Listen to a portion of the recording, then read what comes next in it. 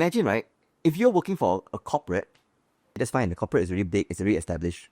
But you're working for a growing company, right? And your team doesn't really give a shit, or they care about their jobs or their company as much as they care about their telco. Then you know you're in deep shit now.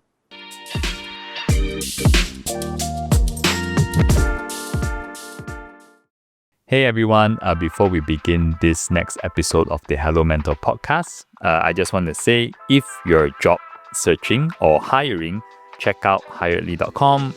We are not just another job platform. We make it easier to find the jobs that people actually want, and we help companies stand out to hire the right talent. So there's a lot of smart tech and there's a lot of human touch. That's Hiredly. So you can head to hiredly.com and give it a go. Right. Hello, everyone. So it's another episode of the Hello Mentor podcast. I have Tim and Audrey with us today. They are the co-founders of Colony. Maybe you want to describe Colony in your own words. Shots? Let's go. Colony is a co-working and event space that we created back in 2017, and I guess we most people refer to it as luxury. Yeah. Co-working event space. Right. And I hear that just off camera, just want to talk about how you're going to cafe space and so on. So I'm super curious. We can go into that later in a bit. Yeah. So I personally visited Colony. I said this to Tim before. Right? I said that the design of the space is really cool. I always tell people that you can't train taste, you really can't. And he tell me that that's you apparently, right? You are the one that designed the space, right? So I thought it's really amazing. So I just want to jump to a first question, right? So if we go back to the beginning, how did the whole idea for Colony come about? And how did you decide to sort of build this together?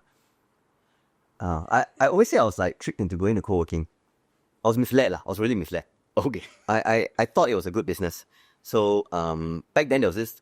My first co-working space I visited was in a company called EV Hive. It's by East Ventures. Wilson Chua. They opened it in Jakarta. So I was just visiting it. Right. And then he told me about this space, and then there's desks, and he said, there's this new business model where you rent offices and desks. And there's a company in the US called WeWork that has raised a lot of money and everything. Oh, that's right. Rushed to it, Right. And I was like, okay. So this is interesting. And they said, we're all looking to, this is going to be a very, very big thing. And eventually the company raised $40 million or something like that. The insane amount of money, but it's not around anymore. It kind of died. But yeah, so I thought that it was a good business. Then I was leaving my previous company, Nuffnang, and then I was looking for something to do. And I like business models that I knew that the next thing I wanted to do had to have three things that I didn't like from my Nuffnang days. One is that I didn't want us to have too many, too people intensive. Right. Nuffnang was a very people driven, and if let's say our top sales staff leaves, right, our sales immediately drops the next month. Immediately. So it's very people dependent. Right. The second thing is payment terms. I hate waiting and collecting payments. We have to wait 60, 90 days last time. Right. So and the third thing was I wanted something that was more of a business than a service. Something that it's easier to replicate than having to hire more people. So this co-working model I thought was very simple and very easy to understand, and it fit all three. It's capex intensive, but it's not labor intensive. People pay rental upfront and or deposits straight away, and it's not it's easier to replicate. It's a business, it's a brand, it's an experience. So we happened by luck, and really by luck, because some people think, you guys are quite clever, you carve out a niche in the luxury end for ourselves, but actually it's by luck. We were just thinking of a theme for the co-working space, and then my wife said, hey, what about a gentleman's club, a nice high-end one? So we built that the first Colony, and that became our eventual niche, the high-end luxury, hospitality-driven, not community-driven thing. Right. So you start off as you went for you're trying to differentiate through the theme of the co-working space, right? Ended up being a high-end targeted one. And so when I say I was tricked, right, it's because, I went to Singapore back then, and I was looking at all the co-working spaces then. Malaysia, it wasn't, the wave hadn't arrived yet. And I look at all these co-working spaces, they're all like 90% full, 80% full. And so I just go back and I do a back of the envelope calculation, like, how many occupancy rates, everything. And I'm like, well, these guys are generating serious amounts of profits, and I was like, wow, this is crazy. And I went back, and then when I went back, I thought, okay, this is a business I think is worth going into. And then we kind of started it. But the irony is that 2 years later, I looked at these same co-working spaces and pulled out their Accra accounts and everything. At the time I visited, when they're all full and thriving, they were all losing money. Oh, is it? All right. Yeah, it's a freaking terrible business. All right. And one thing I failed to account for is that even though they're full, and just about almost every co-working space is full, but because there's a lot of competition on rates, they all cut rates, Right. and so they can't make a profit, and there's a lot of supply coming in, and we always forget the customer acquisition costs, Right. which can be very expensive. Right. So it's tough, and that's why this whole pickleball thing, right? Last year, everybody's like, hey, yeah, open court. I'm like, okay, this is going to be the next co-working. Watch it. In 1 year, it's going to be an oversupply. Right. True enough, it's already happening already. Right. And so then this thing, so then we carved a niche, and then that did quite well, because we have a very differentiated product. The middle end is always a bit harder, That's where the WeWork and everyone all operates, but we are at the higher end, so we can charge much higher rates. And then we also do event spaces, so that helps our business a lot. Right. And I always thought in co-working, the high end and the low end can make money. The middle end is a bit harder, neither here nor there. So we started Jerry, which is a mass market one, right? And it's meant to be automated and all that. And so far, I've been proven wrong because Jerry doesn't make money. It loses money. So Colony makes money, and then we lose that money back in Jerry. Right. Possibly because we haven't reached enough scale yet. I think we always know we need a lot of outlets, but it's just it's a scale that we haven't reached yet, I think. But it's when you're not betting with investor money, but you're betting with money that you're making as a business, you get scared. It's like, okay, I have 12, but I know I need 30, but I'm losing money now. So it takes some either balls or stupidity to keep plowing money to go to 30. Right. It's so that's our conundrum. Right. I'm reminded a bit of like one thing I realized recently. A lot of businesses or companies were not started because of like courage or brilliant idea. It was usually started because of ignorance. Yeah. Like the person started. They didn't realize actually it's going to be so hard. They underestimated how difficult it will be, but somehow you made it. Yeah. Right? So we made it work, I guess. But I don't think we're out of the woods yet. I don't think I wouldn't consider ourselves like having made it yet.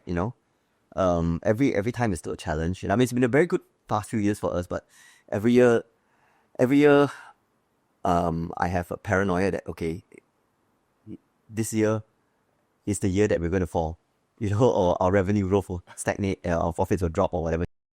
I always that constant fear. Yeah. Right. Well, the good thing is that your Colony is the high end space. Someone said this to me once, like, if you want to make a lot of money, you should solve rich people's problems. I was like, like they have like if they obviously they have a lot of money, but they have something they need to be fixed, and you can fix it for them, they'll love it, right? Yeah. So by chance you entered that. Yeah. You're in that space, right? And then that's when so our main purpose, Colony, back then and today is actually just to change the experience of work. Right. It's not about community or anything like that. It's about, we wanted people coming to work to feel like they're going for a staycation in the St. Regis or something. Right. Well, not just how it looks, but you have like hospitality teams that take care of you, concierge and everything. So, and that actually helped our business a lot post-COVID. So pre-COVID, right, nobody gave a when bosses come to Colony, they're like, oh, this is so nice, but honestly, my staff cannot work here, Right. It's too nice for them.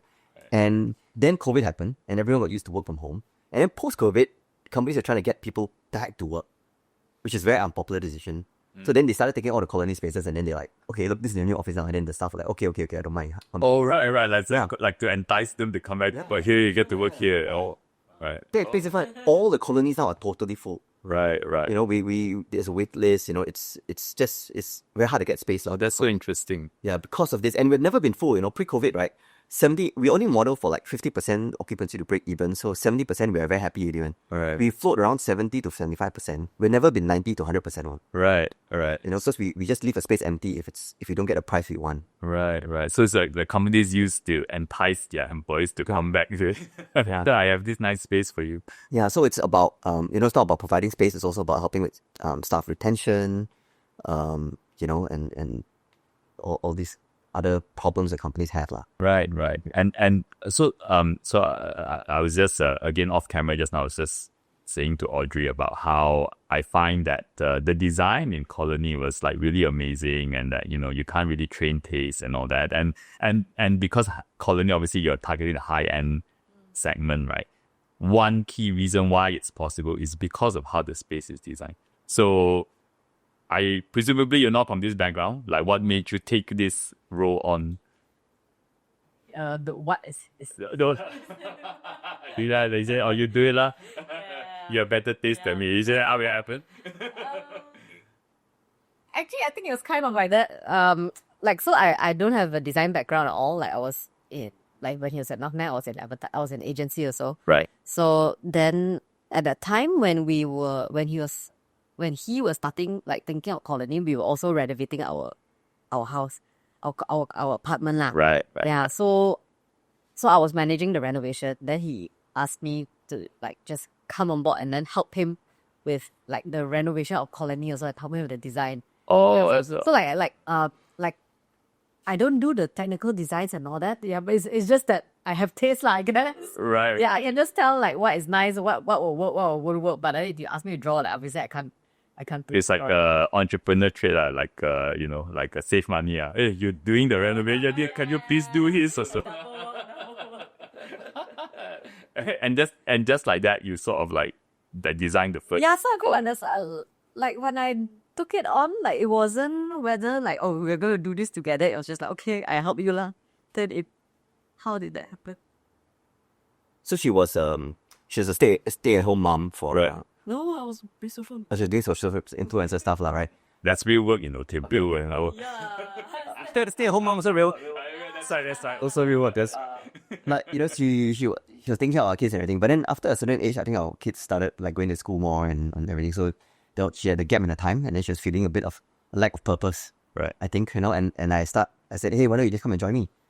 And she's like, I don't know whether this is what I want to do. And I said, just join me, and until you figure what you can do, Right. And I think one thing I'm kind of good at is that I'm kind of good at, like, looking at people's identifying what people are good at and putting them in the right roles. Right. Yeah, so I looked at my wife and I'm like, she's never done ID before, but I think you'll be good at this. Why? And this is some small observations. Like, one observation is that she's very good at, like, dressing. Like, Right. and then, I mean, good as in good, like this is not characteristic of what's good, because she's just wearing all black, right? But on sometimes, right, I see she shows me, like, a top in thoughts, and I say, hey, she asked me, hey, quite nice, huh? I'm like, oh, why got nice? It's damn ugly lah. The color is damn ugly lah. It's like, oh, yeah.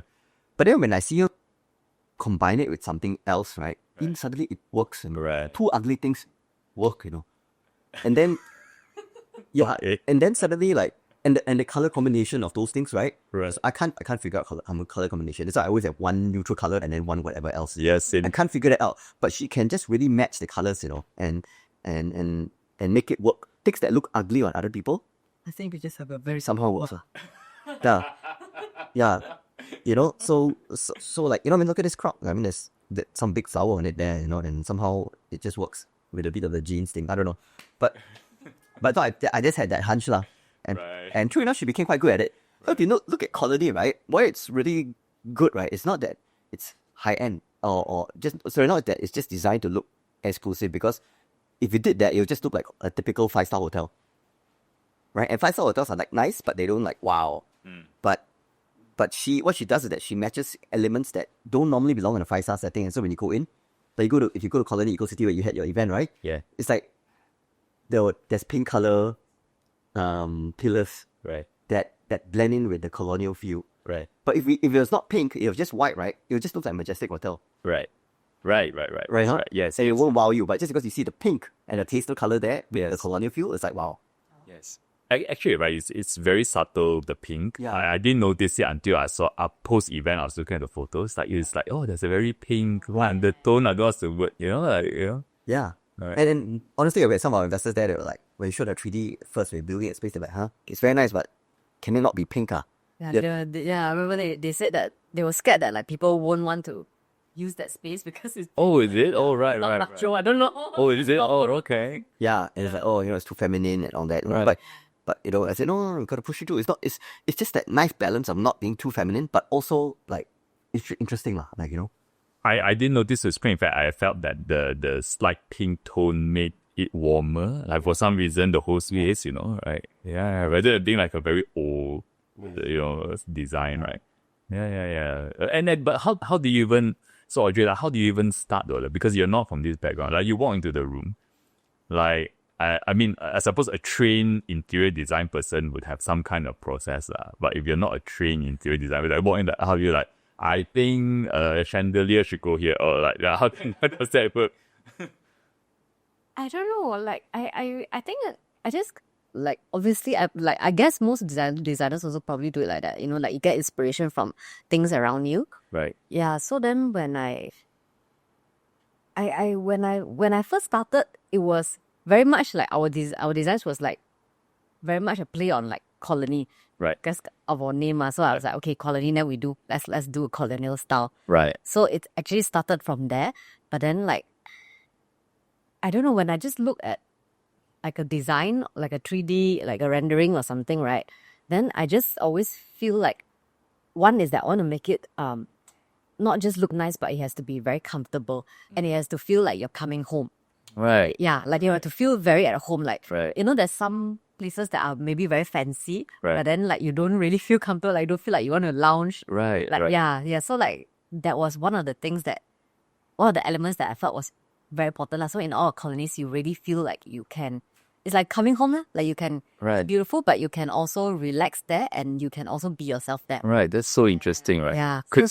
Right. So with that, I think I play around with a lot of like contrasting elements. Like, for example, like I guess the Eco City one is like colonial. It's very majestic looking, like with all the paneling and all that. But then we also put like funny things are the pink, the pink highlights, and then so there's always a balance of like when I say like contrasting elements. So I like to put like old stuff and new stuff together.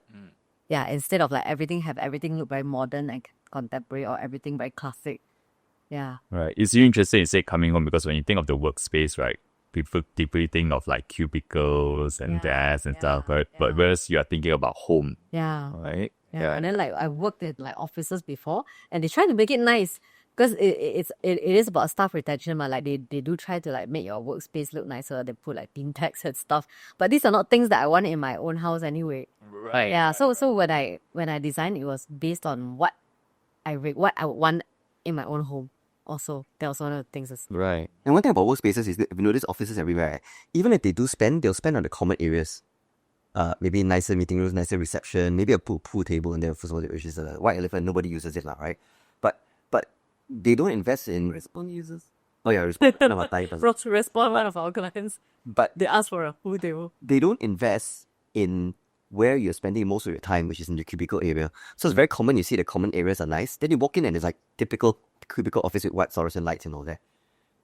And that's really akin to like if you go into a hotel, they invest in the lobby, but they don't invest in the rooms. They don't invest in the chairs. They don't invest in the tight the right ergonomic table settings. All these things. Right. That is the real difference. So for us, we invest in all these things. Right. That's so interesting. Right. Yeah. And I think my wife is very versatile in the sense that it's not just a colony high end one, but we had some clients that we build offices for them. Like a custom. Right. So they have a certain theme that they want a custom, and then she has all these ideas like the switches. They use like instead of this kind of normal switches, they use the ID. It is. Yeah. But you put the ID like they use the flip the radio switches. Right. And then the one I love the most is that custom, right? Is the coffee table. They take an engine block an actual engine block put there and then put glass on top of it. Oh, that's cool, right? So it's a real engine block there in front of you. Right. That is unused already, right? Right. So I think like you credit to my wife, working with all the different IDs, she's able to get the best out of these things now. Right, I love it, right? So I mean, a good example you mentioned just now was how a lot of places invest a lot in the lounge and stuff. Like so it gives you, they focus a lot of the giving a great first impression, right? But not so much about the actual space that people spend time in, right? Yes. Right. So that's a very interesting take, right? So okay, right. Yeah. And Tiah, so curious, so you have over 10 locations now, is it? We have 12 Jerry's, 5 colonies because we just shut down one. Right. So another 2 colonies coming up later on this year. Right. Which I love to get into the bit, like how you decide, right? How to shut down a colony. But when you decide how to open a location, like what do you what are the factors that you consider? I think we do some typical market study, what the competition is like around the area. And the competition is not other co-working spaces, but it's like office rental. Oh. Like what's the office rental? How low are they? Then we look at the deal. We look at like the unit layout. So like one thing we like is high ceilings. We don't like big windows, high ceilings. We lot of daylight and a lot of like open view. So because we don't want the typical office experience. So actually we don't fit in those office buildings. Right. Yeah, we can't go in there because the office buildings are meant to be efficient, templated, right? Right. That's not what we go for. Right. Like almost like a factory style, right. So you're trying to pick a place with like high ceilings and there's a lot of daylight and night demand for office space, like would I say something like that? Yeah. Right. But how do you find it, like in the first place? Like do you just somehow like, oh, I feel like, hey, I heard this place is really good, Oh, so the traditional co-working model is very simple. You just go to the best buildings in the area. Oh, okay. For the best grade A, you pay for everything, and then that's our model. Our model is a bit hard.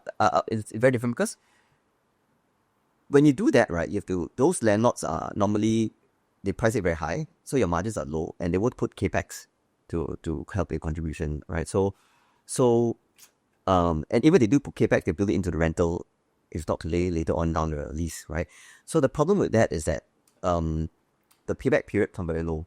You can generate a lot of EBITDA and revenue in the interim years, right? But in terms of the payback period, right, a typical co-working space will tell you, oh, I get my payback in 3.5 to 5 years or something like that. But normally what they don't normally tell you is that excludes HQ costs. If you include HQ costs, that can go up to 8-10 years. Some never. It's a bit hard to earn back, Right. But it's a very conservative model, like Regis and all that. The global players, they made it work that way, and they built a business that way. It works, Right. And I guess in some sense, because the HQ cost also can be quite high, presumably. So you need a lot of locations, right, to pay back the whole thing. Yeah, but every location you open, you have new capital, so then it just extends your payback period. Right. But that works. This works as long as the property market keeps going up and you catch it you time the market and you're okay, you see. Right. But the minute it tanks, right, then you're dead already. Right. So WeWork died in the US also. Part of the reason is because they entered the US office market like at the peak in 2019. So they were stuck with all these leases at a very high rate. And then so when it crashed, right, office market that crashed, right, then they were stuck in these high rates, whereas the competition, which is all the traditional office, is much lower. So there's a unit economics problem there.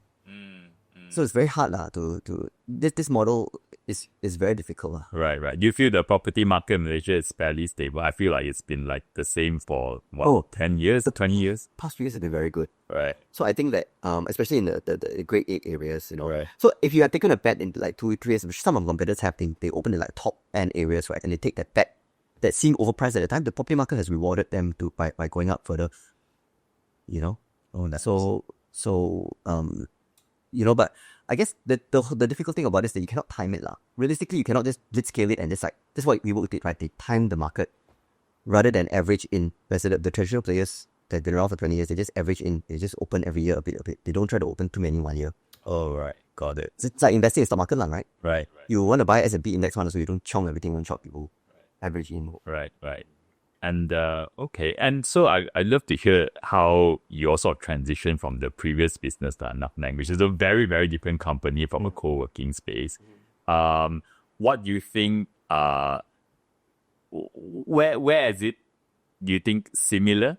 And what kind of leadership traits do you manage to bring along to this new business? So different, man. Still different. It's like a completely different business. And I don't think that I brought in many good leadership traits. I think I was a very bad leader in Nuffnang. And I think we were successful in spite of me not being a good leader. Oh, wow. Like not knowing how to manage teams well. Very humble. No, really. I think. Okay. I started to tell you the story, right? Like we had about 200 people in the peak and 250 people working in Nuffnang in the peak, right? And we always had a lot of politics. We had a lot of these, some people, departments fighting and all that. And I always just accepted that this is normal. Everyone says company, corporate, or whatever. Politics. And so then I came out and started colony. And then within the first few months, we were doing well, man. Our numbers were all very good, And then, but we only had a 10-person team. And in that 10-person team, there's so much politics and infighting. So I realized, actually, maybe the problem is actually me. Right. Maybe I'm not a very good manager, And then so I started like reading all books about how to manage teams well and everything. And so we changed the whole culture, I think, of a company. And it's not one magic bullet, Like some people ask me, like, what is it? I say it's like a whole series of things. It's like how we change how we do hiring, firing, what kind of processes we have or we don't have. We have radical honesty and transparency. Like we have radical honesty and transparency in our company. So every quarter we report our results, revenue, profit, breakdown to every single center to our whole team. The team knows how much I get paid on. Or just ask them, I get paid this much, Right. whatever, And we don't hide, like, you want to share your salary with each other, go ahead. By all means, we're not going to share it for you because it's your own salary, but we don't frown upon it. If you're resigning, my only rule when you resign is that I hope you're going to a better place, with more pay, and please just tell everyone else on the Slack chat immediately. Don't need to be secretive about it, and you can be open about where you're going also. And just be honest on why you're leaving, like, I can't work with Tim. Just be honest, then we can address it and talk about it. Or, are you leaving for better pay? Of course you're leaving for better pay. I hope you're leaving for better pay. If you're not, I'm going to be like, what the hell are you leaving for then? Right. You must actually, you must feel like I really screwed up if you're not leaving for better pay, right? Yeah, I mean, to be honest, I always tell my team this openly, like every single one of them can get a job that pays them significantly more, materially more, if they worked outside. I'm quite confident of that, but the fact that they choose to stay is good for. I think they stay for other reasons, but people have different reasons, right? Maybe for me, I just want, for me, like a good. At one point, maybe I'm okay. I want to work in a company that I love and everything. But maybe if I get married, have kids, then suddenly my priorities change. I buy an apartment and I need more money, so I'm willing to take more hardship, less. I'm willing to take the risk of working for potentially less good boss, but it helps him pay for my new lifestyle. Right. Yeah. Right. Yeah. It's quite a journey, that leadership thing. Yeah. So now I think I'm a much better leader than I was before. Based on data, because we do like Net Promoter Score surveys with our team to rate the company. And I think on the latest one was like plus 60 something or something. Oh, well, amazing. When we first did that, right? Wow. 7 years ago, it was -7, man. Oh, wow. Right. Was it -7? -7, right? You know how bad is -7 or not? How bad is -7? You know who gets -7? Okay, so Netflix, Disney, all they got like plus 50, plus 60, plus 70. Anyone who tells you plus 80, plus 90, they're bullshitting. It's the sampling size error or some other in talks, but nobody gets that high, right? But negative single digits are normally like our telcos, our banks. Which makes sense, right? Nobody ever goes, hey, shit, man, you should join Maybank, man. Maybank is damn power, better than Polybank. Nobody goes there. Or nobody says, hey, my Max is better than your TG, We just don't really give a shit. We only give a shit when we got a problem, then we... Right? But we don't give a shit. So imagine, right, if you're working for a corporate, and you don't give a shit, that's fine. The corporate is really big, it's really established.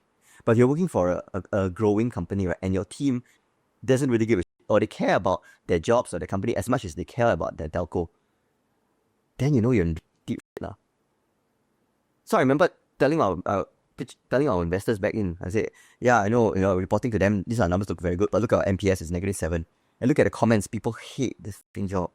And if we don't do something about this, it's going to affect our numbers. Yeah. So we changed that. Yeah, right.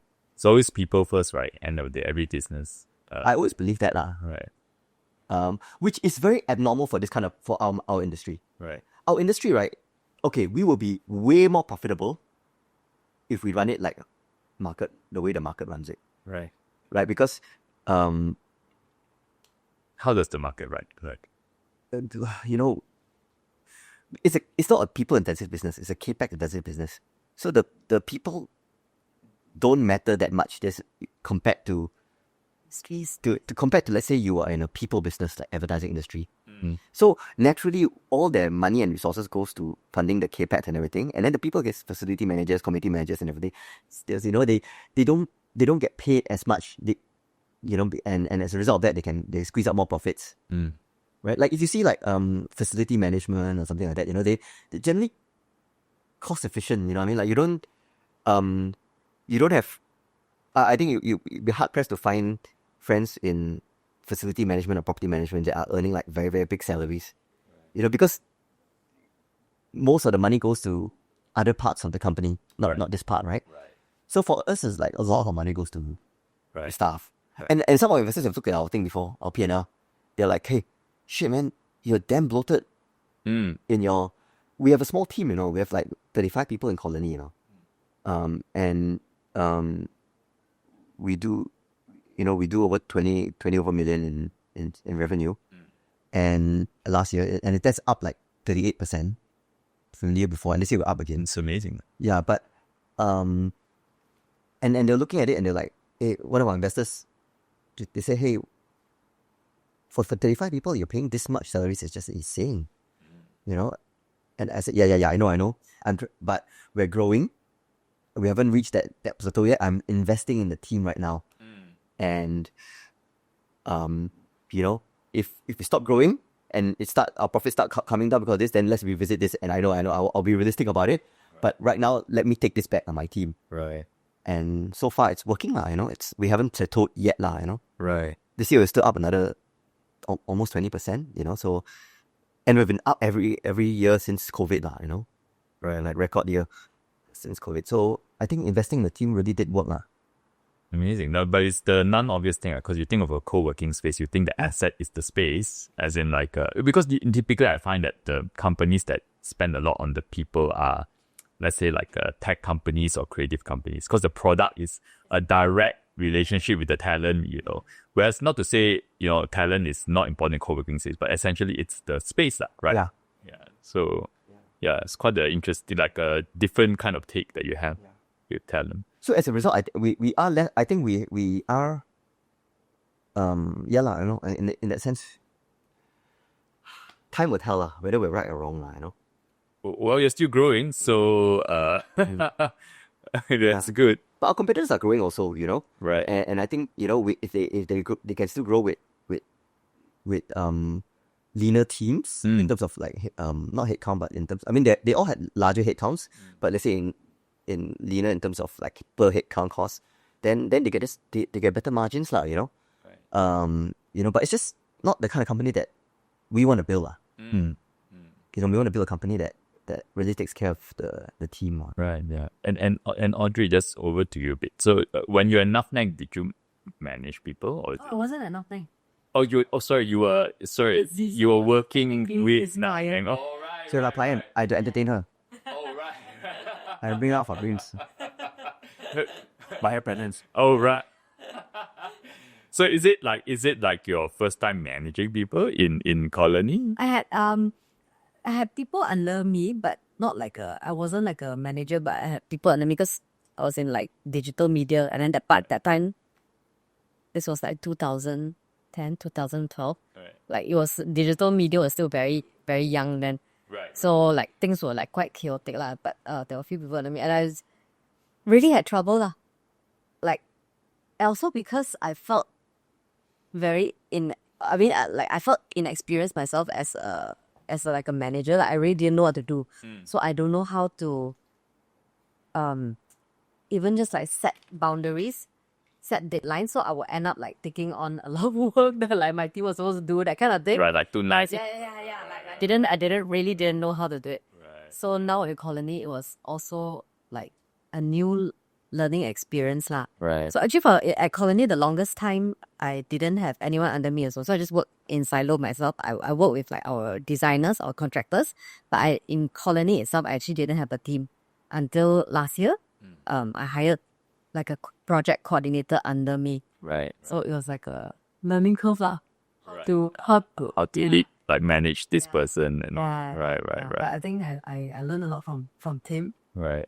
It's interesting you mentioned like boundaries, right? Because I think not every new leader goes through this, but I personally did that. You know, when I first started managing people, I always thought that, you know, if in order to be a good boss, you must be like understanding, kind, you know, so that you're not too harsh on the team and stuff like that, right? So I mean, boundaries is a good word, because even if if the work is not up to par or they miss deadlines, so you know, whatever, right? But you think that you are being a good boss, but actually I find that sometimes the opposite happens. Like you don't hold them to a good standard. They don't grow as a talent, and end of the day, the work doesn't get done, you know, and you're not actually helping them and you're not helping yourself, right? So it's like, you know, but then setting those boundaries also means sometimes having those tough conversations, which is not so easy, right? I imagine. Yeah, I mean, I definitely struggled with that. Like, I really didn't know how to balance between being firm and like being nice. You still want to be a good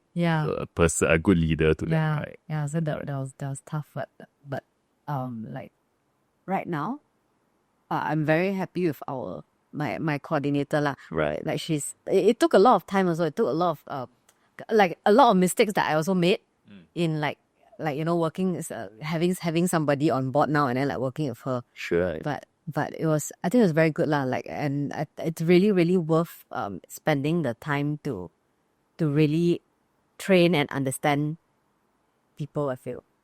Yeah, I mean, I think leadership is like it's an art and a science together. If you ask me, there's no like one magic formula. I screwed up a lot also, you know, my entire journey here. You can ask the team, I'm probably still screwing up. Yeah, yes.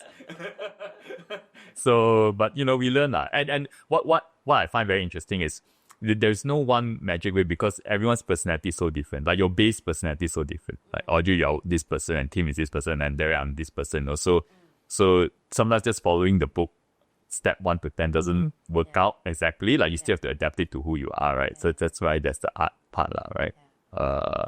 And I want to jump back to like Colony, how you're like I mean, we talked about how you pick places to build a new place. But how about because recently, obviously, you announced that you were shutting down some locations.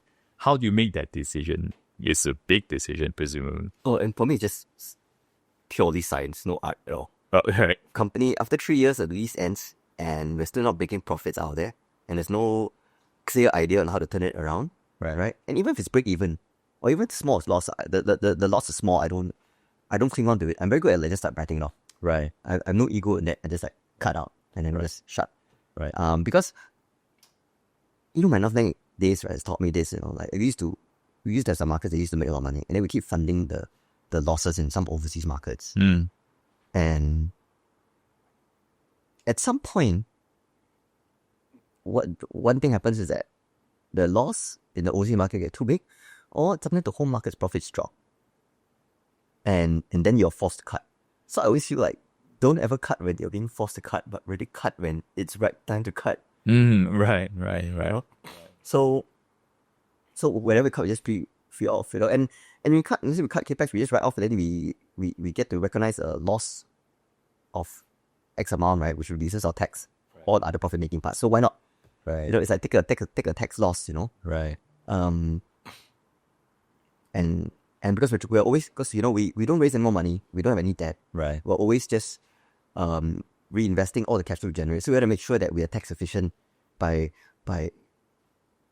you know, not having too big net profit and then paying tax. I mean, there's once a few years ago we did have we did post a net profit and then we had to pay tax, and I was so upset about it. because it's like, shit, we underinvested rather than just compound it back into the business, Right. you know? So now I just try to keep it neutral or even a slight PBT loss and I'm happy. Right. You give it 3 years, you mentioned 3 years. Because 3 years is our typical lease time, I see. you know, but you know, who knows, sometimes some older generation people in this industry's been around for 20, 30 years. I remember one of the older veterans, he told me, Tim, you know, you're too rash to cut this one. We cut our KL Central one. He said, you're too rash. You know, you cannot, 3 years is too short. You invested so much money, 3 years is too short. And maybe he's right, you know. In hindsight, maybe he's right. Maybe if I waited another 3 years, the market's not turning up, it might turn back up, you know. But when you cut it a long time ago. 2022. September, maybe. 3 years ago. Yeah, and now the market's turning back up, so maybe. Yeah, but it's so hard to predict, right? It could have gone worse too, you know, like so, right? Yeah. Yeah, it could have gone worse thing. But also, it's more uncommon for something to turn around Right. than it is for something you start in it, which does better, you know? Yeah, A turnaround job's always lower odds, I feel. I think so. Yeah. And thing I love about this business that I can cut a center, but because we're not staff intensive, right? Not layman inside. I don't cut the people, I just cut the center.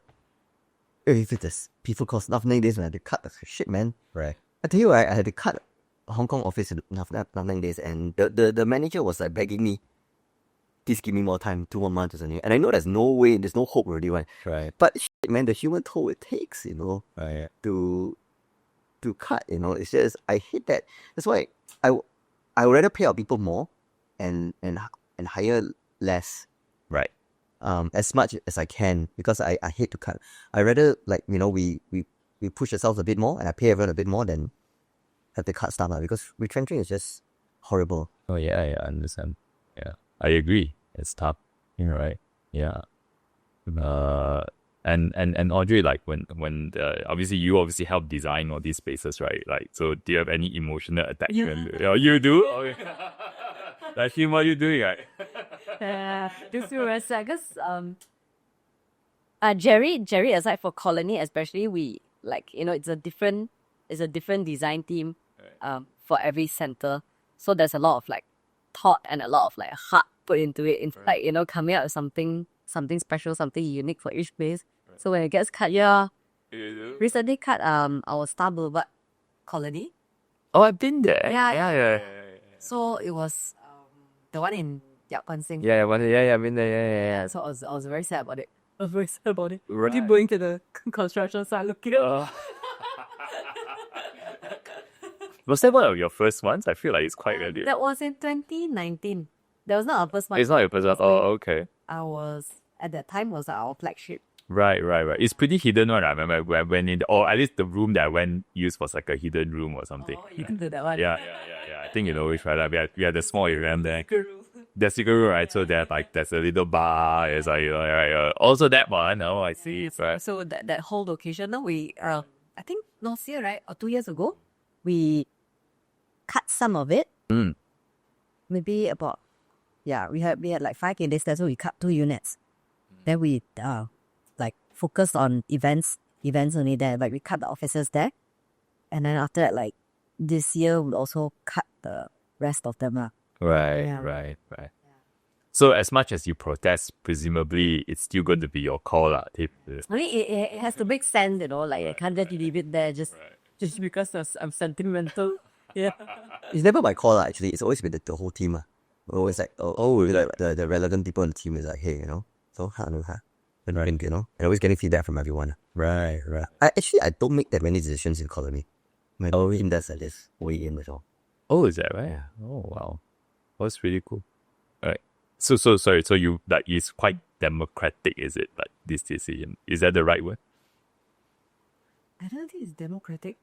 Yeah, I don't think it's democratic. Like, we don't vote, you know. Right. Like, but I guess it's more like I think we hire good people so that they can tell us what to do. Right. So I really take that, and then I also accept that the people who are closer to the ground have more up to date, relevant, and better information than I do. So all I do is I can work on the analysis. Mm. You know, as in like, they make a decision, and then I just ask, okay, but why this, why that, why that? And I help them analyze it.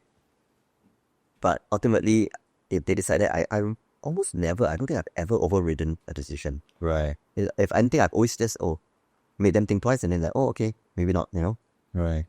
I've never done that. That's a leadership trait also. I'm still figuring out myself how I'm learning how to learn to do that because you mentioned just now, like, you know, you hire great people and let to sort of tell you what to do, right? Which is I think the mantra a lot of like people who try to be good leaders try to follow, and I would say that even on the personal level, I've always believed in that. The problem is sometimes that when you don't hire the good person, Yeah. and you don't have how do I say like you just blindly follow what you're told, and it's very dangerous because I know there are a lot of people out there that they're very driven by optics, you know, they're very good at talking and stuff like that, but maybe don't have that kind of like substance. And I think as a leader, you have to know how to differentiate who is a good person, right? I don't know what is this is the thing I'm still learning to balance. You know, like you want to trust your people, but at the same time and empower them, but at the same time you need to know actually can this person sort of, do they know what they're doing or not, right? But the way I hear you describe it is like by you facilitating, asking the questions, their thought processes, how you uncover a decision together. Right? Yeah, and of course there are nuances to it, you know. Right. Like you don't, we have to make sure that this person is long enough in a job and or has all relevant information. Right. You also have to test decisions. Like someone who just come in may not know too much yet, and let's say once a very, okay, the way I say it is that you have to position size your decision making. Right. Like in investment like that, right? You're less sure about this crypto coin. You don't go and silang and put all your money in there. Right. You position size it lah. Right. So that's how you test people. What, you know? I mean, like, oh, okay.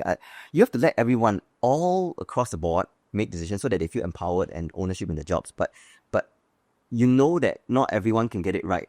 Right. So if you're less sure about this person's decision making ability, you position size it lah. Right. You Position side it like as in give them a smaller decision. Yeah. Right. The impact is not so great. Right. And actually, sometimes the new people, right, actually make the best calls. And sometimes it's just very straightforward, you know. Like, I tell you a simple thing. When you book an event, they call me. It used to be, you sign an event order form, you pay us, then the event.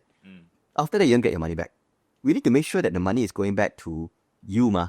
And sometimes, and so we get you to sign a form that says, okay, this is, I authorize this deposit, this go into this account. It's a legal thing, protect ourselves, right? Then this new hire came in and say, hey, why do you need to do that?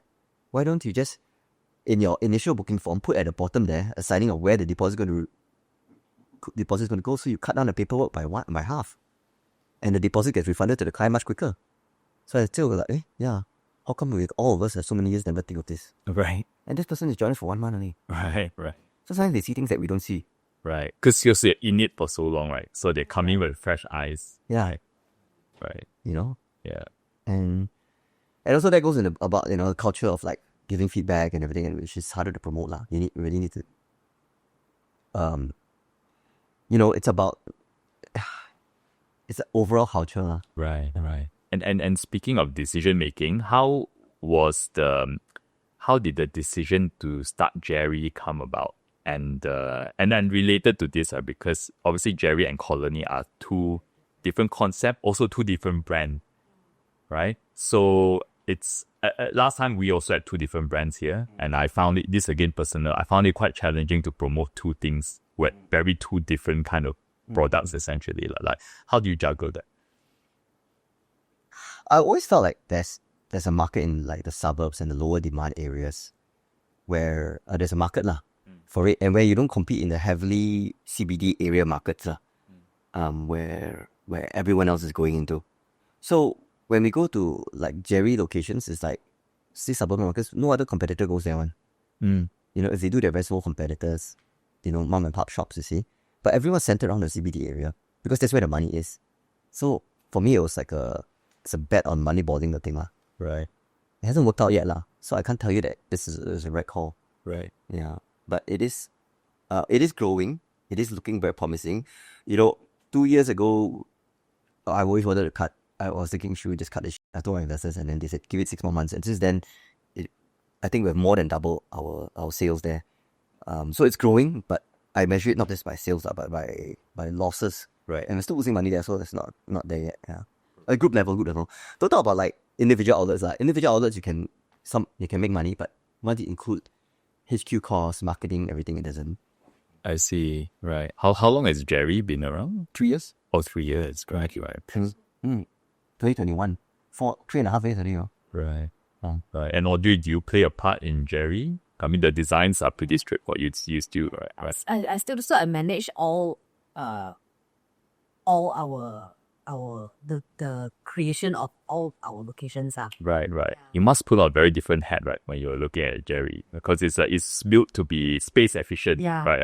Right. Yeah. So space efficient, cost efficient. Right. Everything. So for Jerry, we started off.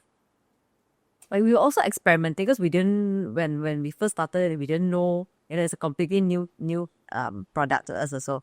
So like we and then I remember when we our first location, the TTDI one, we were because it's Jerry is automated, right? So there's nobody there on call but you to like address anything.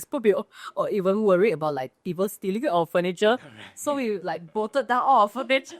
Like we make like benches out of cement so that you cannot move with it.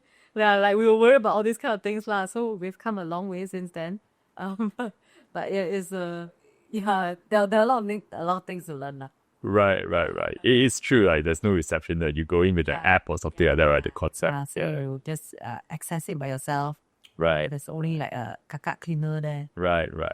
But there's someone to sort of like you design Colony, like and Colony is very I'm not sure what the right word is, but it's very focused on that there's a artistic feeling about Colony. But if you walk into Jerry, you feel like it's built by an engineer. Does that make sense? Because it's very like you're very like it was really about what's the most efficient way that we can bring this about, whereas like colony how people will not define it as efficient, I guess.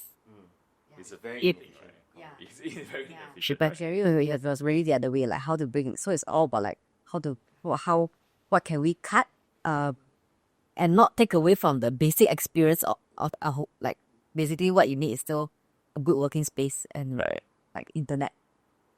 Like good internet. Right. Yeah, The so, core things. Yeah. So it was like I really had to look at it and see like what could we cut to make this space more efficient, while still preserving the basic work experience. Right. Yeah. Right. So we cut a lot. Maybe it's a little bit engineer. Right. But the new Jerry is different. The new Jerry is the new Jerry. Which is the new Jerry? -3 Cofields one. Our newest one. -3 Cofields. It's different. Very nice, very warm, very nice. Right. So it's got some The colony touch. Yeah, a bit more prevalent. Because sometimes I feel like don't know whether it's too depressing to have everything so clean and minimalistic. Because I suppose the Jerry concept is like low cost, right? So you want to like your customer is not thinking about I want things to be beautiful, right? I want to save money. So you have a different hat on, I suppose, right? And speaking of like new businesses and sort of like evolving past Colony, earlier before we started recording, you mentioned that you own a cafe now, is that right? Like and then it's actually owned under Colony as a group, like not you personally. So how does that work? How do you make this decision? How does that work as an entire business? Oh, so basically, we actually model ourselves not really against a typical co-working operator lah, but it's always been again we kind of model ourselves over a company called TKP Corp in Japan. TKP, yeah. So they do meeting rooms, service offices, they do resorts, they do a lot of like corporate getaways and everything, and they also do catering. Okay. So I've always felt that we always have a missing puzzle, which is catering in our company, because we do all events. Like last year, we did 372 events in our spaces, but all the catering is outsourced. So I thought we can just bring that in. I think we can capture that. And also the problem with outsourcing the catering is that when people come to our spaces and the catering is not up to par, they don't know that the catering is not from Colony. Oh, right. So it affects the experiences. Right. and so now we're trying to tweak that lah. So now we get Mac to do like Do by Mac to do very nice catering. You should try it, man. Did you do Do by Mac catering at your event last time? I don't think so. I think we got it from like Pizza Eats or something. Oh, Pizza Eats, yeah. Yeah. So we don't mandate it, but now it's more than 50% of all events they choose Do by Mac, but we don't toss them like choose, right? But it's just super nice lah. And even then, it's like we take it's an inefficient way of running catering because our food cost or Do by Mac is super high. Our margin is very low. So them here, last week I had one of the experienced caterers, I had a meeting with them, Red and Mac, and they were like, your Do by Mac, sure cannot make money. I said, how you know? See, because what the guy said, what are you guys doing? You guys are putting so much ingredients in there. You're getting microgreens and you're putting all these things inside, right? That is expensive stuff. You say, catering, right? People don't give a shit about that. They just care about how it looks. And then if you do an ugly audio, you buy the cheapest pasta you can get, Kimbo, whatever shit, or you buy it, it's the cheapest everything you get. And then you just make your pasta. And then you don't even put the chicken on top. Or you don't even put the chicken in the pasta. You just have plain pasta down there and you just put the chicken on top, one layer like that. Because when people start taking it, right, they don't look at, I got nothing on inside. They just assume, all the chicken, the person in front of me have taken it. It's like catering tricks. I'm like, you're right, actually. Yeah. So me and Mac, our pilot was like, should we do this? Should we do? And we thought about it, and our margins will improve so much, so significant, but we were like, no. Again, it's about experience. We don't go for the low end. We want a great food experience there. And that's why I can get it. That's why I can get it. Some people like they find a colony or place very nice, but the catering sucks. When in outside vendors, I get it because on one hand, for the space and everything, we are investing everything. We're inefficient for the sake of the experience. But on the other hand, when we bring in like outside caterers, some of them just give the cheapest shit ever. Right. Not by us, but the clients bring them in, and that's when it gets affected. Right. But like owning a caterer is such a different business, like different. So different, right? Very different, And so now they're going to open a cafe in the Greens in TTDI, and that's going to be like the flagship cafe there. We're just going to open one of the cafe then to serve the central kitchen, and also to help with our catering. And also we do a lot of corporate gifting. I see the clients, all this kind of stuff. Right. Have I sent you stuff before? Whether we're mini croissants. You sent me stuff before, but I don't think it's from that. Have I sent you before? Meeting? Yes. The mini croissants? It's yet. Oh, I should send you the mini croissants. Freaking addictive. No, it's proper by Do by Mac. Super addictive. Oh, is it? Yeah. Pantry. I just wrote the post for like 15 minutes and then I have a look. It's gone. Yeah. It's super popular. Oh, really? And but just like obviously goes so fast that there you go. Nothing reaches me like you don't care about my feelings here. Yeah. Too far away. Because I screw up so much as a leader, I'm gonna eat your croissants.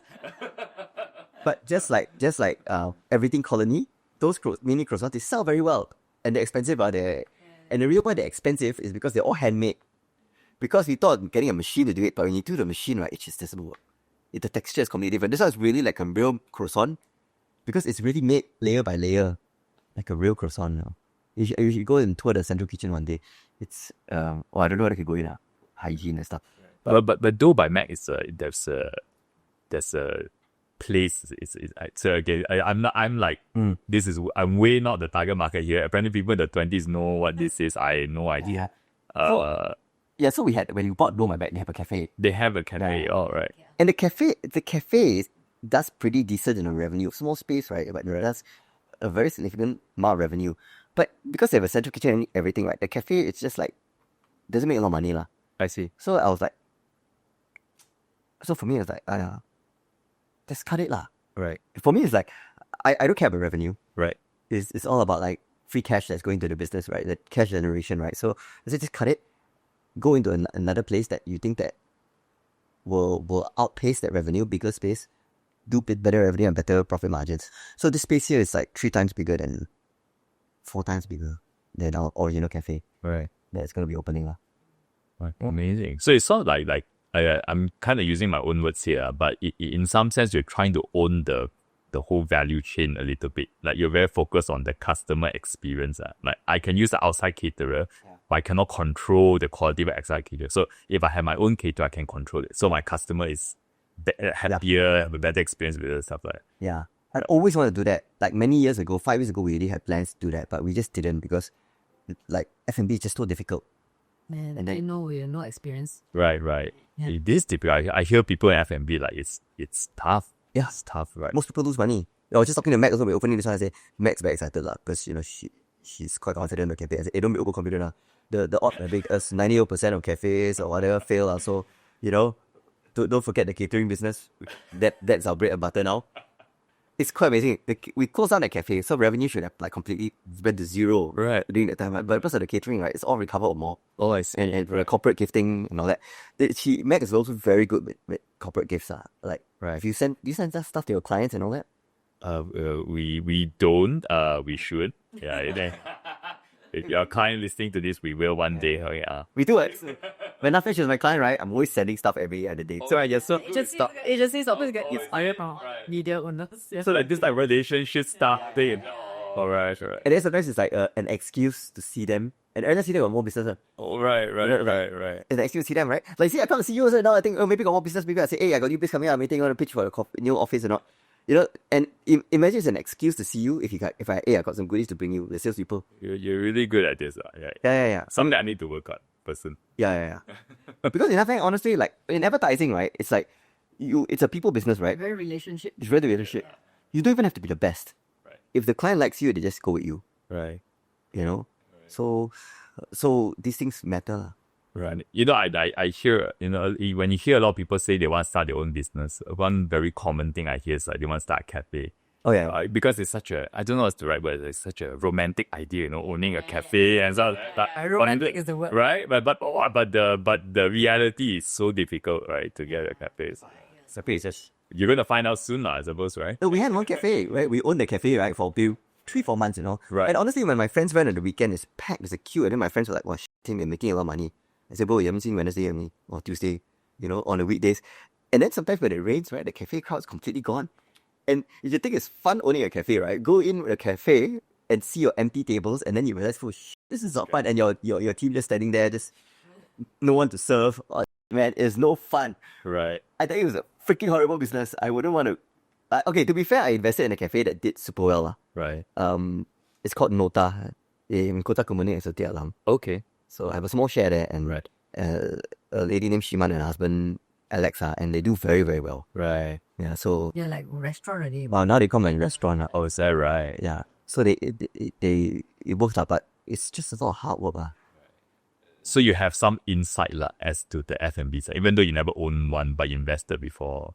Yeah, but like inside is just not good enough, F&B. F&B is like you gotta be freaking in that one, It's not something you can be in theory. Every time your friends say, hey, come let's get together, let's invest in this, everybody own a share in this cafe, restaurant, bar, 90% fail one.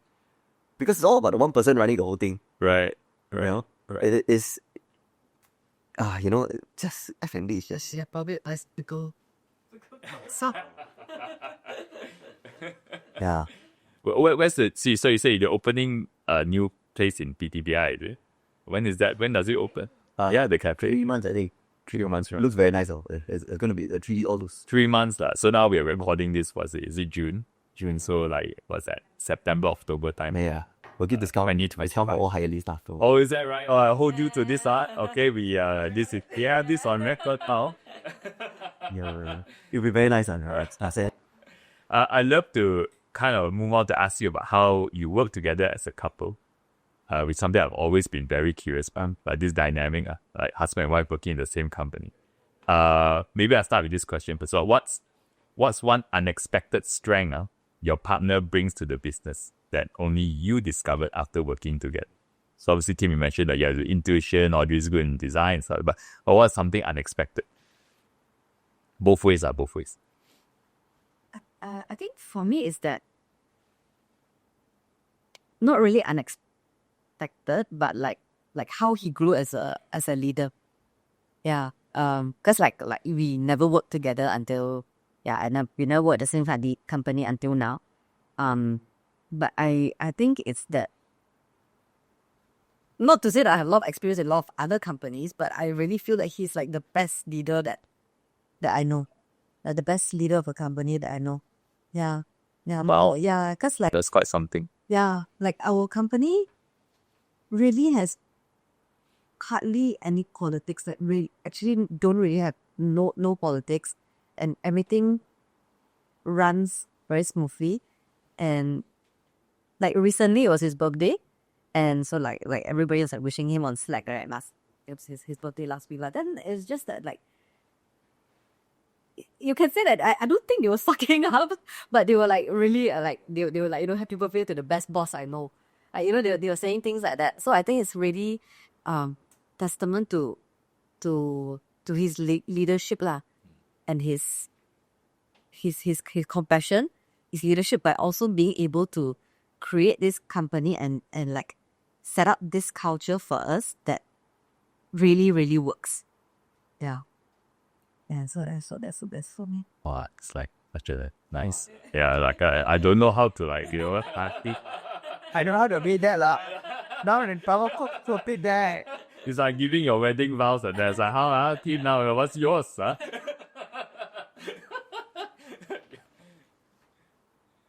I think that she's the secret sauce of the colony, and I mean, yeah, I do all the stuff. I raise money and everything, and I do manage people, manage operations, everything else, right? But I think that the secret sauce is really in the design and the build of the space.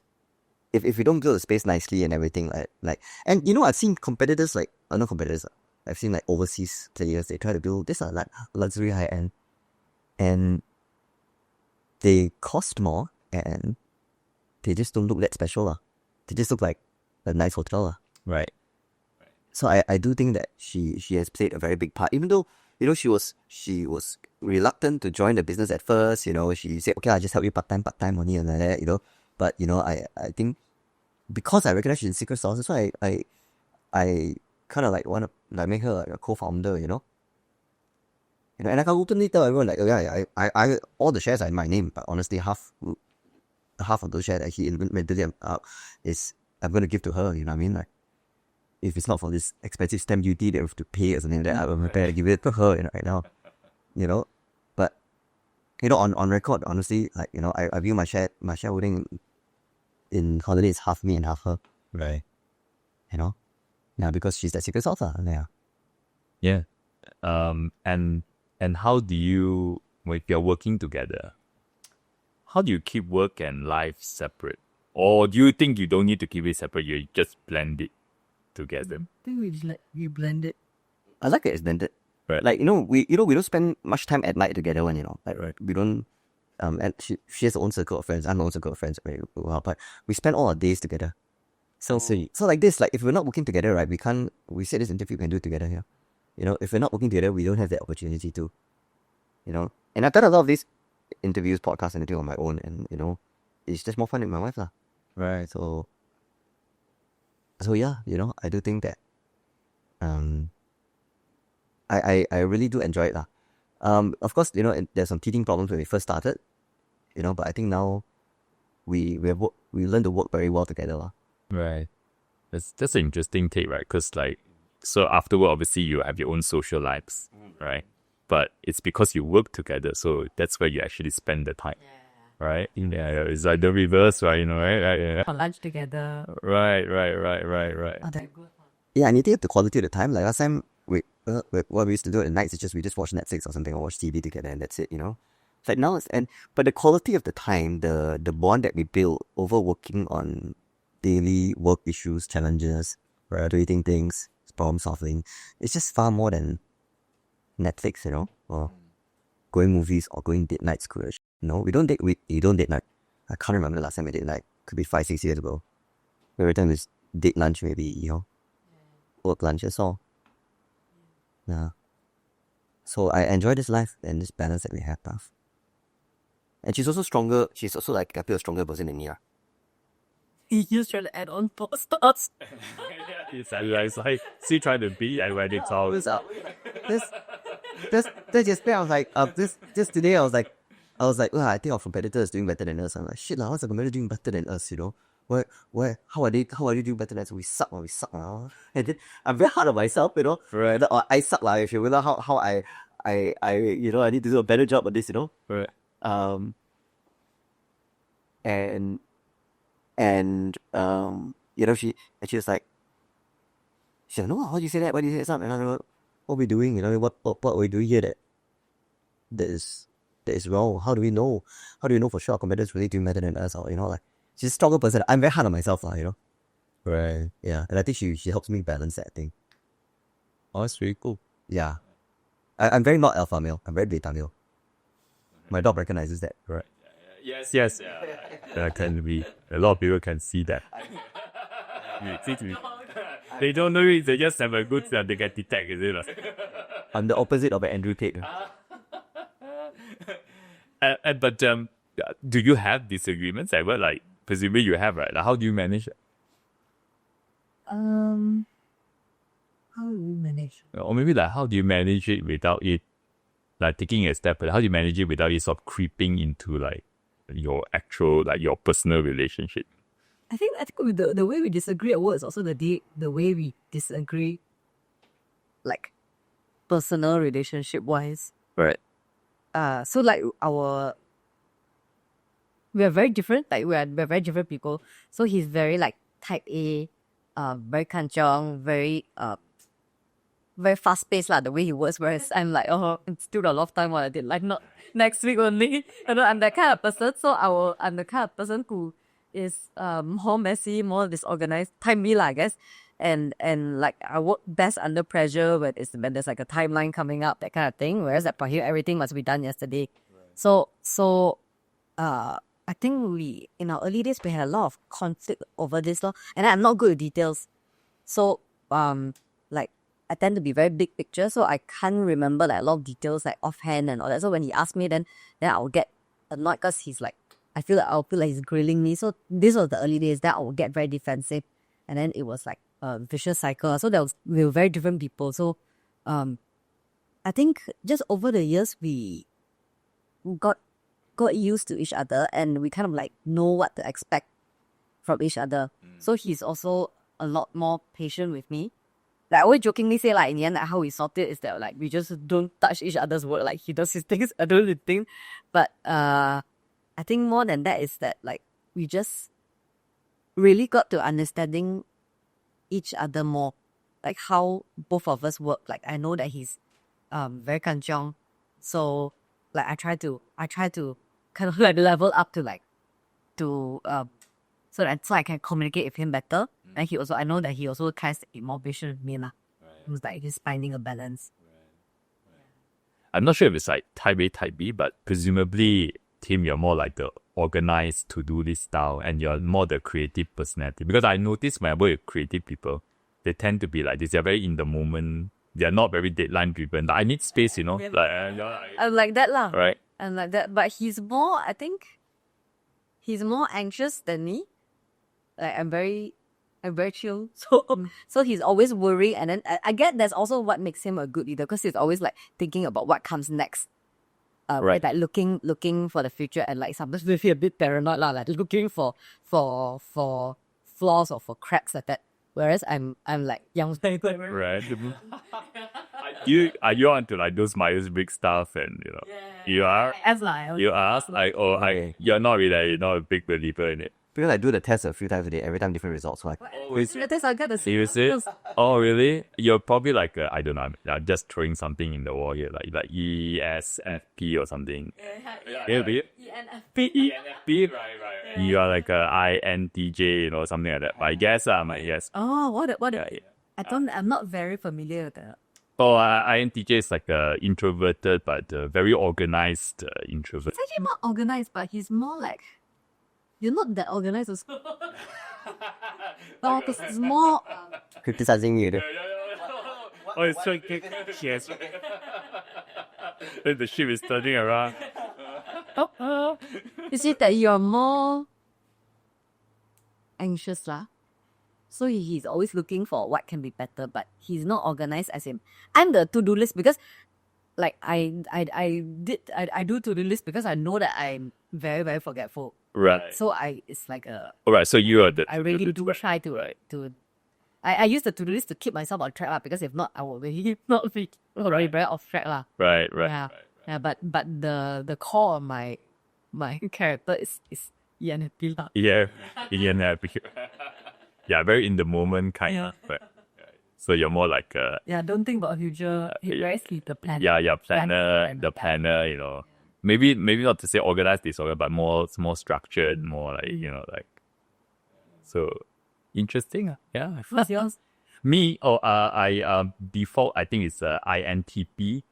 So we are quite similar, except that I'm more in the moment. The P is the person that is not so structured.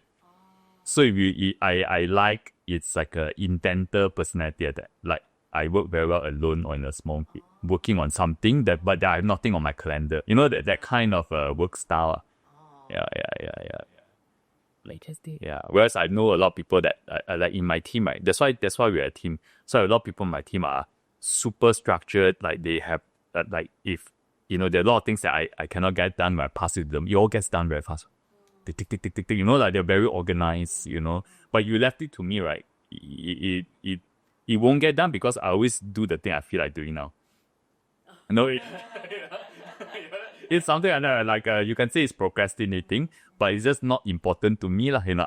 So it's like I think sometimes when you have different personality, that's how you gel together as a team. But because you're different, then you also deal with that difference. The interpersonal part sometimes creates some. Yeah, so it gives me a lot of structure, actually. Right. So once you get used to each other, then that's good, lor. Yeah. But when you're not used to each other at the time, then, I mean, when you're not used to each other, it comes across as conflict, like a difference. But once you get used to each other, you actually see, actually it's a strength. Like, you usually need all kinds of personality on, you know, to get things done. Yeah. Right? So, correct or not, Tip? Yes? Yes. If you had to step away from Colony tomorrow, what would the other miss most about working about each other? Either one of you step away tomorrow, like what would you miss most about working with the other person? I'll be damn sad lah. I don't want that to happen actually. I would reject her resignation. They will reject you. I think if you quit, I'll quit with you. Yeah, I'll be damn sad lah. I wouldn't want it, and I do think that it'll. Yeah, I do think I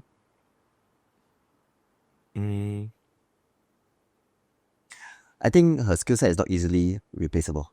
Mm. You know, yeah. But yeah, so I think it will be.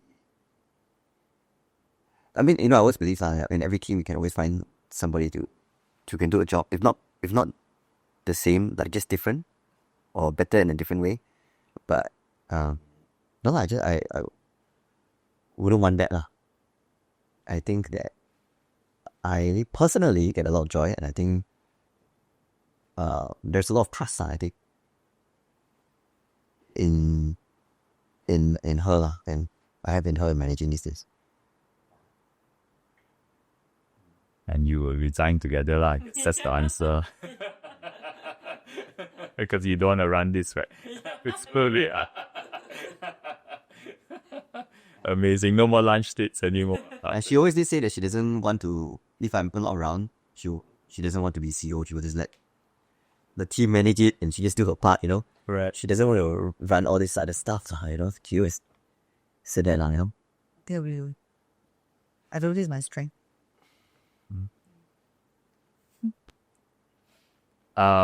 So Tim, so I watched some of the stuff that you posted online and stuff like that, and I think there's one thing that really caught my attention. You mentioned last time that, you know, a lot of companies focus a lot on like vanity metrics and stuff like that. So you're segueing a bit away. So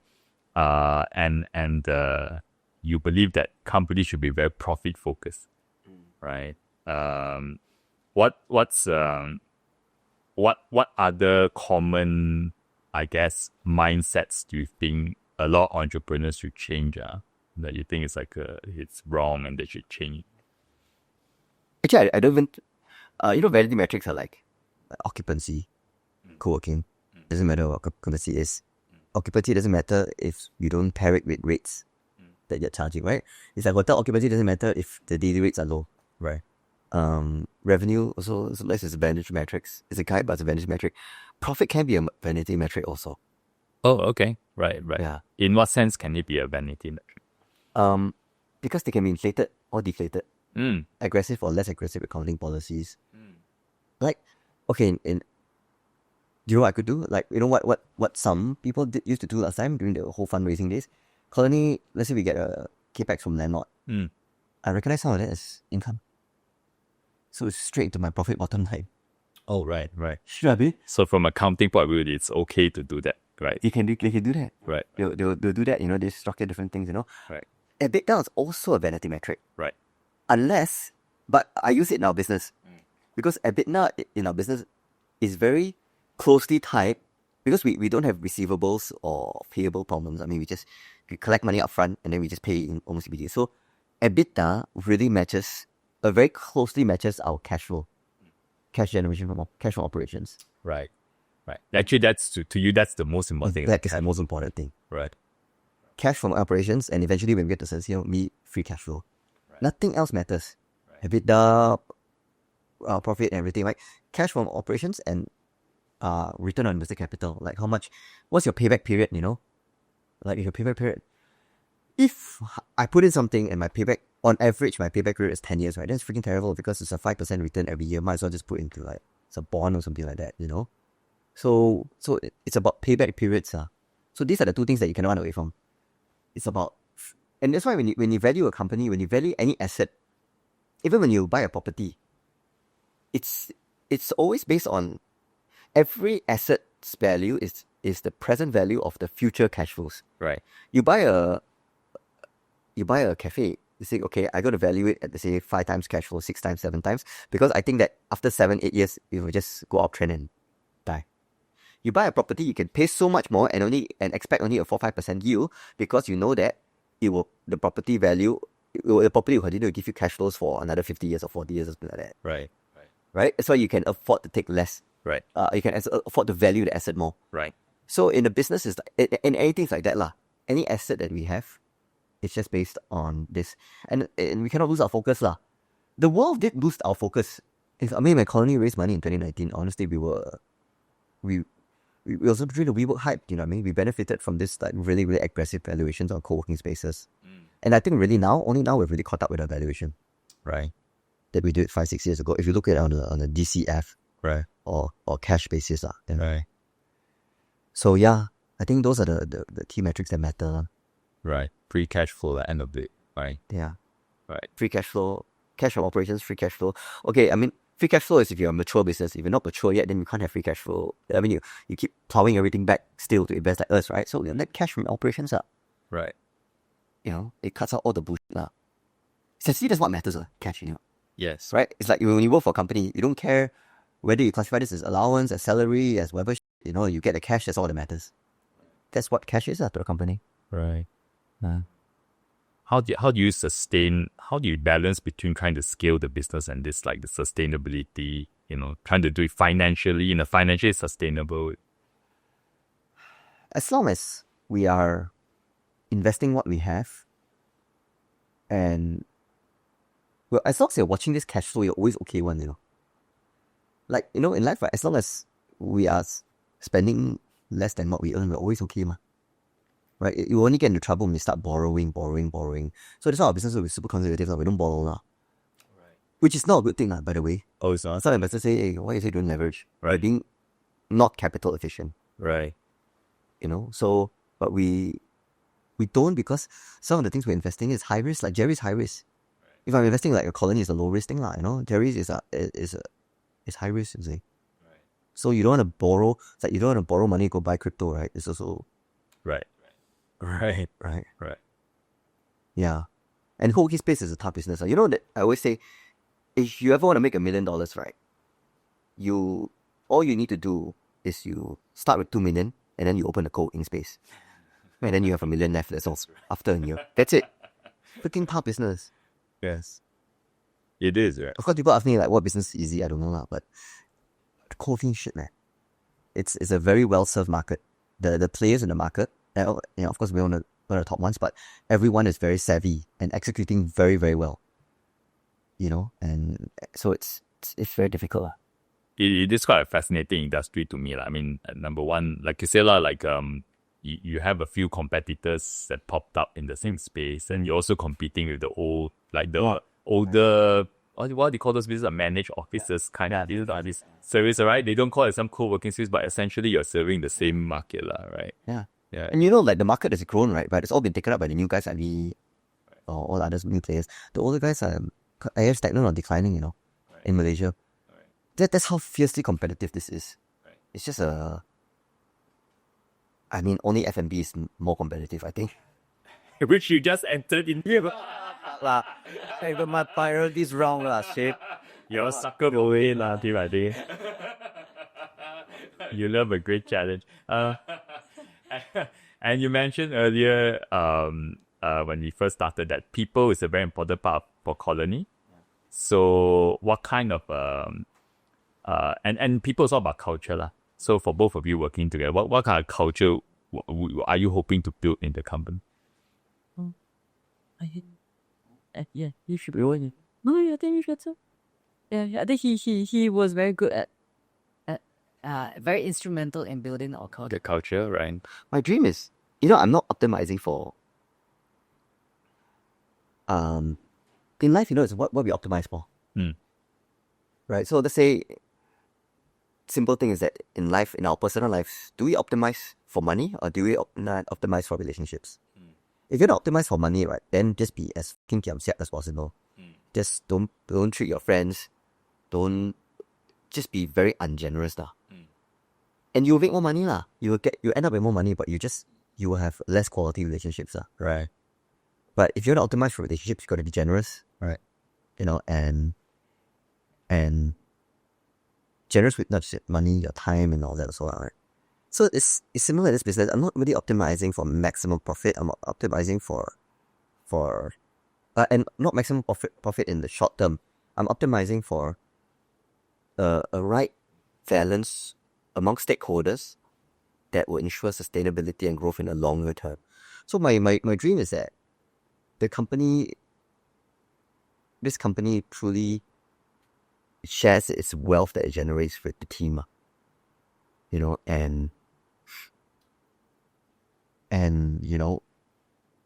it's and the people in our team can build their lives while working in this company without having to choose, I could choose between money or accessibility or working for a good boss or what, that they can have in a moderate level or Right. In a moderate level. Of course, there'll be some that I'll pay you. You can get maybe a consulting job that I'll pay you. Sure. Right? But in a moderate level, you can have it all. Right. And that's my dream. And with my dream, because eventually, I don't want to be CEO forever. Right. I want to eventually just maybe set a board, chill, and then let people run it. And in order to do that, I need a very strong team culture of and a team that feels that this company serves them as much as they serve the company. Because if they don't, then people just rob the company. There's so many ways to rob the company. There is, yes. There's so many ways. We deal with tens of millions in renovation budgets. So easy to rob the company. Right. You just make a side deal with a contractor, something like that, everybody. Right. So yeah, sometimes that trust and relationship really matters, right? If you have a very strong relationship, a very strong trust, you don't need like 100-page contract. You can just shake on things. In some sense, like the extreme example, some sense, right? Yeah. Right. I've two last questions. So one is more about a personal reflection type of question. So what advice have you received in your entire journey, whether it's Colony or before this, right, building a company? What advice have you received that seemed like great advice on the surface, but somehow just didn't work for you in reality?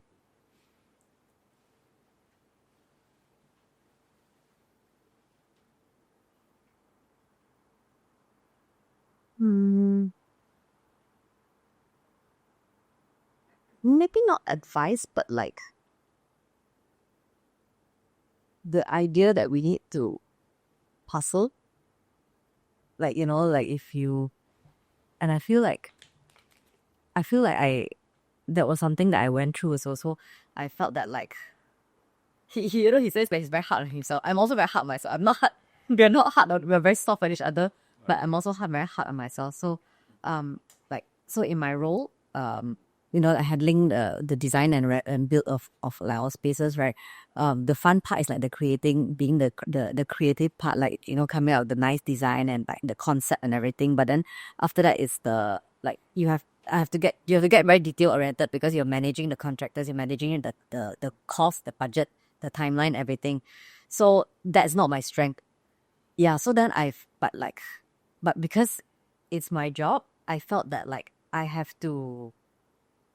And I was also the only person in my team lah. So like I obviously I was handling everything, and it got to the point where like I was very burnt out at one point. And then our CEO asked me to, he said, why don't you go and just take a break?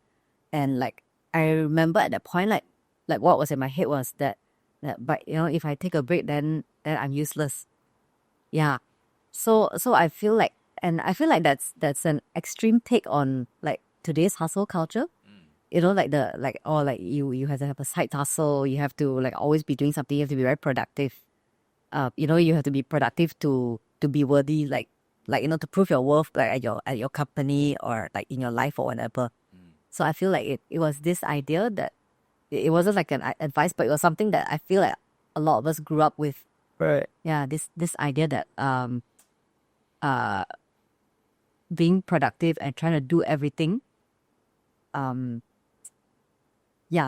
idea like I feel like it's now I feel that okay, I went through the whole burnout thing and all that. Then I feel like okay, that's not really healthy, and it wasn't also a good use of my talents and my time. Right. Yeah, well, because then I realized after I hired our coordinator, she could take on all these chasing for timelines, and then all the detailed things that I'm not good at.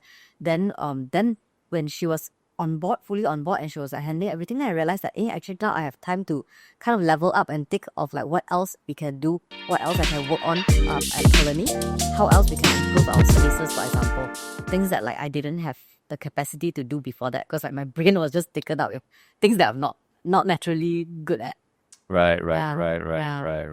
Yeah, and also I guess like resting lah, like having time to rest. I feel like I didn't give myself like the time or like the permission to take a break or to rest. Right. Yeah. In some sense, if you think about it, if you are so stretched that you're burnt out, then even if you're so quote unquote working, you're actually not doing very good work anymore, right? Because you are and you make a lot of mistakes.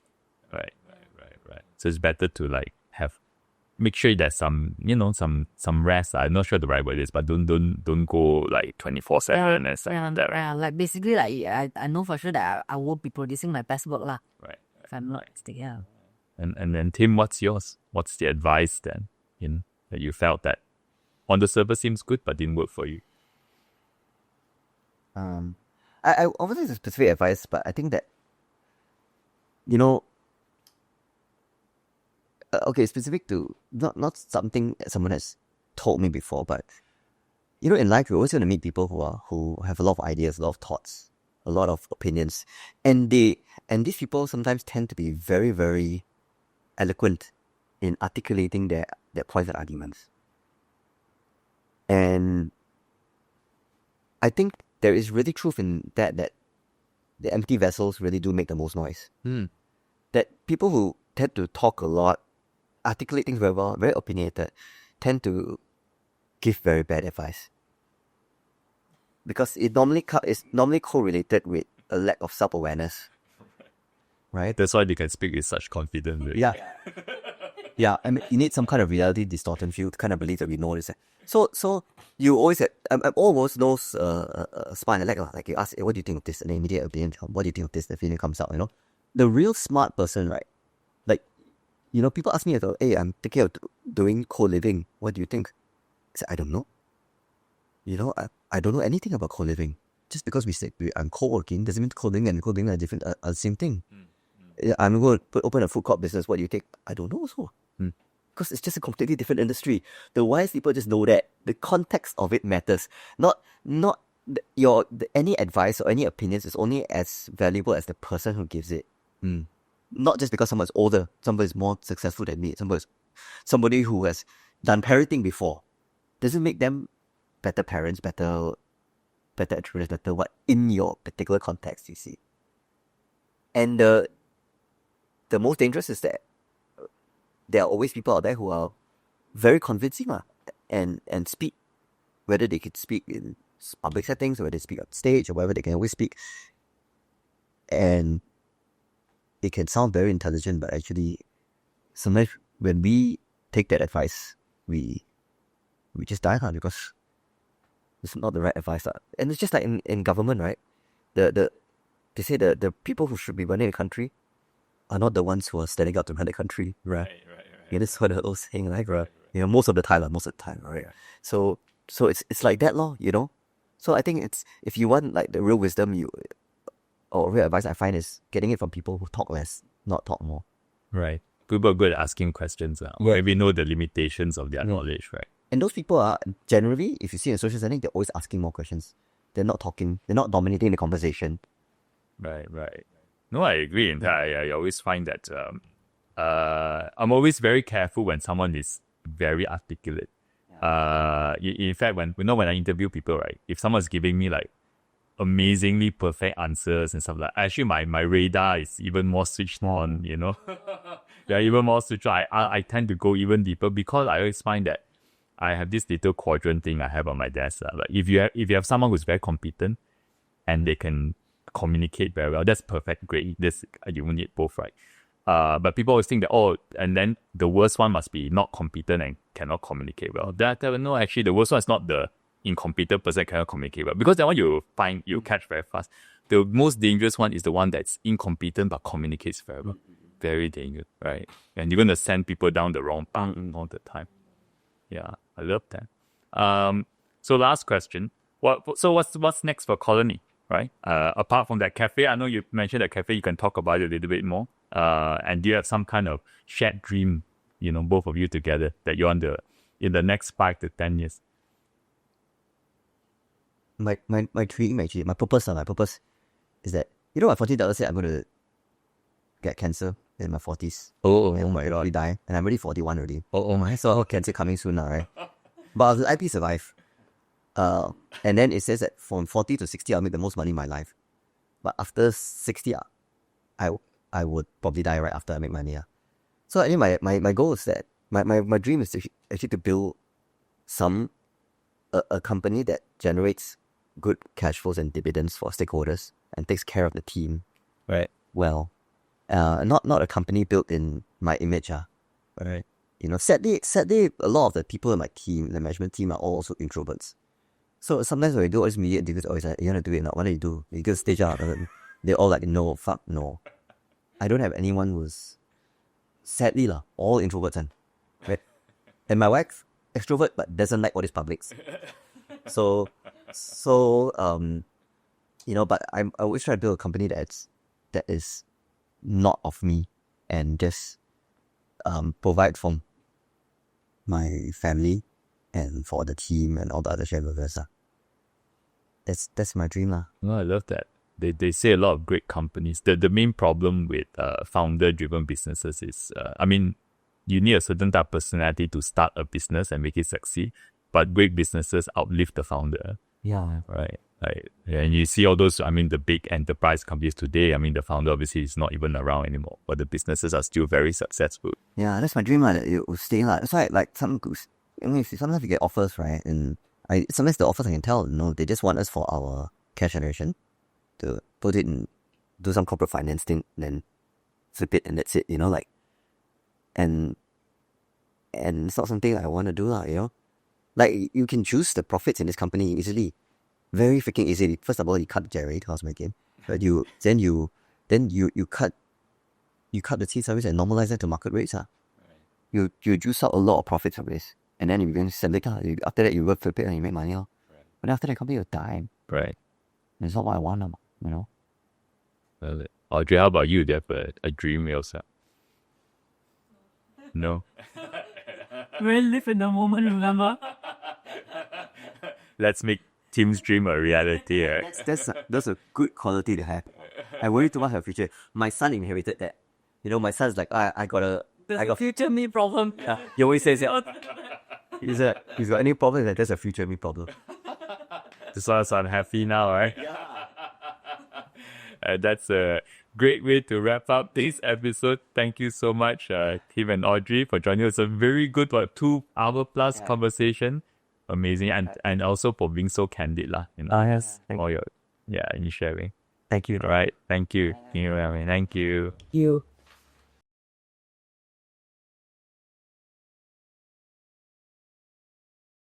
All right, thanks for hanging out with us and getting to the end of the episode. If you like this, follow us or hit the subscribe button. It will help us bring on more amazing guests and makes the whole show better for you. So thanks again and see you in the next one.